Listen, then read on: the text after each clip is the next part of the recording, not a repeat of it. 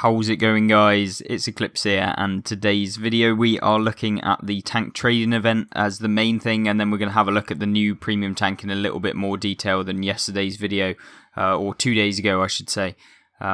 Basically, we're going to have a look at what's happening this week, and what sort of things you should be using this trade-in event that's just come back in. It used to be in the game like maybe 6, 7, 8 months ago. It did come back in for like a tiny period of time, but obviously there were some bugs with it and it was removed like really quickly within the update, so we actually never really got to use it. It's basically this system in terms of you can trade in a premium tank that you currently own. So say if you had a tier 8 premium, you could trade it in for 50% of the cost of that premium when it first got released. So say you bought it for 10,000 gold, 50% of its value will be then traded in towards another tank. So essentially you end up with 5,000 gold towards another tank within the trading system.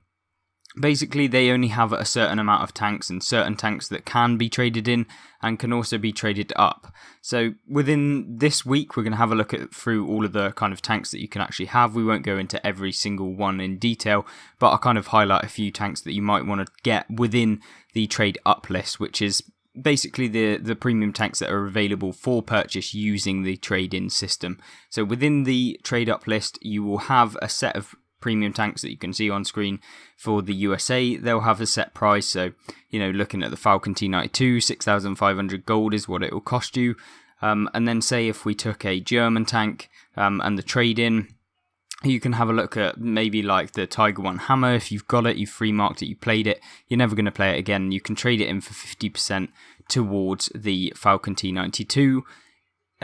Basically, what will happen is it will take off the gold value of the Tiger 1 off of the Falcon T92. So say if you traded in the Hammer for 3,000 gold, essentially the Falcon T92 would cost you 3,500 because it's the price of the tank minus the price of the trade-in value of your tank that you've traded in. If the gold value of the tank that you trade in is more than the USA or the tank that you're trading up, you'll actually get some gold back from your tank. So say if I had, a Lerva that I paid 12,000 gold for, and I bought the, let's try and find one that's cheap, and then I bought, say, the Citadel Tiger, you'd actually make like 2,000 gold back from having the Lerva in the first place, because half of 12,500 is 6,700 or 6,250 gold, so you'd make a decent amount of money back from that. Now, with regards to the trading system, it is a bit dodgy with what you can actually get in the bundles, and often what you'll find is a lot of the time you're just spending a lot of gold, you're getting rid of premiums that were in your garage, and it would be better generally just to keep the premium that you have, save up your gold, and then purchase the tank that you see when it's on a 50% discount or if it's part of a bundle. I find that the trading thing is a bit of a scam, to be honest with you, in terms of making these savings, because you're basically purchasing the price of these tanks at the maximum price. So, looking at some of the tanks within this list, so just for the UK, say, if you want the Vindicator Charioteer, which is a tier 8 tank destroyer from the British line, it costs you 12,200 gold. Even if you've got a really expensive premium tank in your garage that is available to actually trade in, because not every single premium tank in your garage will be available to trade in, you're only going to actually be saving yourself like 6,000 gold, and half of the time these tanks actually go on sale at 50% and you can pick them up. Or alternatively, you're not getting rid of a premium tank, you can purchase them in a bundle and get 2 other tanks as well. So it's really a case of, to be honest, unless you seriously want a specific tank that's on this list, which, let's be honest, there's not actually too many tanks that are actually super good within the trading list. You're looking at things maybe like the Dreadnought, that's a really good one. You're looking at the Defender, which is also okay. There's various different ones that are okay, but most of them are actually tanks that don't really get played that often, or are just not that particularly amazing.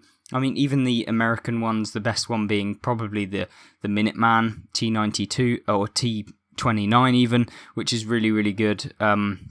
yeah, I think that the ones that you can actually purchase from the trade-in are often pretty bad, and this week's ones are kind of no different. I don't think that there's any particular ones I'd be going for out of this, because I just don't like the way that they actually sell these tanks, and how you have to trade in a tank to get it at 50% off. Essentially you are losing gold if you were to purchase both premium tanks and then trade one in, if that makes sense. Yeah, I just don't like it. I guess if you're getting bored of the tank, or you free marked it, or you're just never going to play the premium tank again, and you want to purchase one of these tanks and it was at full price, then yeah, go for it. But if you're trying to get like some new premium tanks into your garage, then I really wouldn't recommend doing it on World of Tanks console, because you're just going to be losing a lot of your gold, and it really doesn't make much of an impact if you just wait for a bundle to come out. Often they'll be the same price as purchasing one of these, if it's an expensive one, base, as just purchasing it in a bundle. So, be aware of that. It's not necessarily the best sale or the best event ever out there. Certainly some of the Cyber Monday and the that sort of event, Black Friday, a lot of those are actually much better, and you can purchase a lot more tanks for the same price. So yeah, be careful with that, and hopefully you kind of got the gist of what the trade-in system is like. In terms of the tanks within the list that I would specifically look at actually getting rid of, or getting even in the game, is for the USA. You'll probably be wanting to get maybe the Minuteman. Like we've said, for Germany, you will be wanting to have a look at maybe getting the Hammer, because that's been a while since that's been sold, and it's actually quite a good one. The Rheinmetall Scorpion G is also really good, but it's an expensive gold value, and it's often bundled in with lots of different tanks, and I think that actually you can get the non-skin version for cheaper. So yeah, it's kind of one of those things where it's debatable as to whether you'd want to trade in. Then we've got UK. None of these are particularly standout. I mean, some of them will do good. The Chimera is not bad. Centennial T95 is not bad, but it's not worth 10,000 gold as the base cost, and trading in a premium to get it at 6,000 gold won't be worth that. Then we've got a Ussr Dreadnought, probably the one that you want to be going for. Defender's good, but it's so expensive that I would never recommend purchasing it as part of the trade-in, just because even when you reduce the cost and having to trade in a premium, it's still going to be like 7,000 or 8,000 gold, which is just never worth trading it in, and having to pay that as well. Because often you can actually get a bundle for that much with the Defender and multiple other tanks within it as well. Then for France, we've got probably the ELC Even 90 is not a bad one, because it's quite cheap anyway, and I guess if you just want a straight trade, like one expensive premium that you have in your garage that you don't really play, just for the ELC Even 90, because that's probably just about possible, then yeah, you can do that. Maybe the AMX M4 MLE, but it's super expensive, and yeah, one that I wouldn't ever actually go for. China or Japan we should go to next, actually. None of these are particularly amazing. STA, that's a good tank, but it's often in 50% off anyway, so yeah, probably not worth 7,400.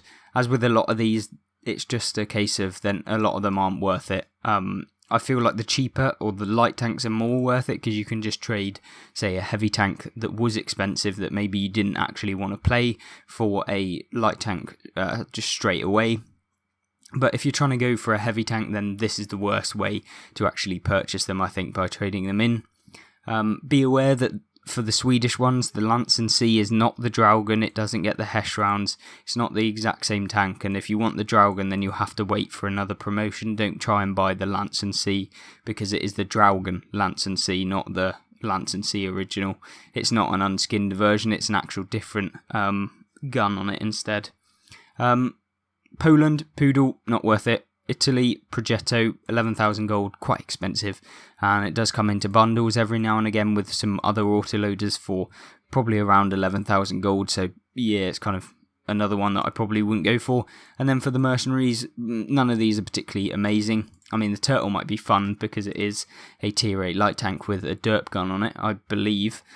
But yeah, I just don't think particularly any of these are amazing, and that you want to get your hands on them straight away, and certainly trading in one of your already premiums from the list, maybe one of the older ones like the T26, E5 Super Pershing, or E4 even, but even then you won't get very much gold for it. So yeah, up to you what you want to do, but that's kind of the trade-in system and how it works.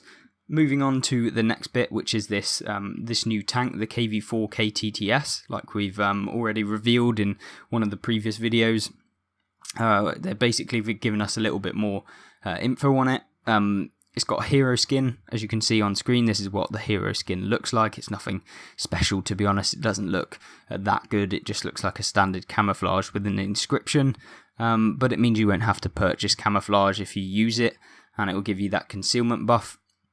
The tank is coming in with a new premium commander, which is Klimov. Not entirely sure if I pronounced that right, but hey ho, let's hope. But yeah, this is basically part of the bundle. If you want the KV4 as soon as it comes out, then it's 13,500 gold, which is ridiculous for a tier 8 tank destroyer. It comes with the premium commander, and it does get the skin. It's available on May 18th, so that's tomorrow. As of the recording of this video, obviously it might be out if you're watching it on Tuesday the 18th of May. Otherwise, you will have to wait until the 25th of May, which is the following week, to be able to just get it with the premium commander and the tank, which costs you 12,400 gold. Or if you just want the base model of the tank, you'll have to wait 2 weeks from release to be able to pick it up for 11,650 gold, which just flat out screams do not pay for that. Yeah, it's not a tank that I would particularly, go out there and say everyone needs to purchase it. It's super expensive, and I think that it will be in bundles for like 5,000 gold for just this tank when it's on 60% discount. So I really wouldn't recommend spending this much. It's not going to be a super overpowered one. It's not a must-have. It's one of those extras that if you've got the gold on your account and you just want a new premium, or you really like the look of the KV4 KTTS, then maybe go for it. But other than that, not really something I would recommend to you guys. As far as the rest of this video, obviously there's pretty much nothing else to talk about. We have got some more news coming tomorrow, so stay tuned for that video. If you want to subscribe, you'll be notified basically when I upload. Other than that, I've got some other videos that will be on screen right now, so you can have a look at those. I had one of the gameplays, really good gameplay in the FV4202, and it shows off how to play the tank and how you can set it up to have the best games in it. And then I'll have an update news playlist going through all of the update news for World of Tanks console that's happened since update 6.0. So if you want to have a look at a specific point in time, then you can. It's all going to be playlisted there for you.